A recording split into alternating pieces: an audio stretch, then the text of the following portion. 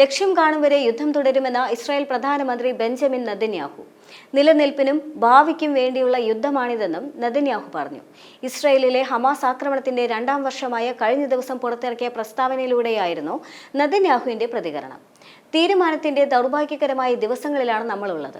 എല്ലാ ബന്ധുക്കളെയും തിരിച്ചറിയിക്കുക, ഹമാസ് ഭരണം അവസാനിപ്പിക്കുക, ഇസ്രായേലിന് ഗാസ ഒരു ഭീഷണിയാകാതിരിക്കുക തുടങ്ങി യുദ്ധത്തിന്റെ എല്ലാ ലക്ഷ്യങ്ങളും നേടുന്നതുവരെ യുദ്ധം തുടരും.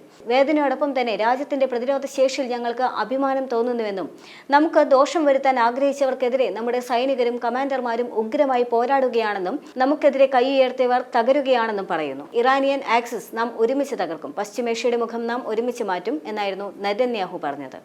അമേരിക്കൻ പ്രസിഡന്റ് ഡൊണാൾഡ് ട്രംപ് മുന്നോട്ട് വെച്ച 20-ദിന ഗാസ പദ്ധതിയിൽ ഈജിപ്തിലെ കെയ്റോയിൽ ചർച്ച നടക്കുന്നതിനിടെയായിരുന്നു നെതന്യാഹുവിന്റെ ഈ പ്രതികരണം. അതേസമയം കഴിഞ്ഞ 2 തവണയുണ്ടായ വെടിനിർത്തൽ ലംഘിച്ച ഇസ്രായേലിന്റെ രീതി ഉദ്ധരിച്ചുകൊണ്ട് യുദ്ധം അവസാനിപ്പിക്കാനുള്ള ശരിയായ ഗ്യാരണ്ടിയാണ് തങ്ങൾക്ക് വേണ്ടതെന്ന് ഹമാസ് നേതാവായ ഖലീൽ അൽ ഹയ്യ പറഞ്ഞു.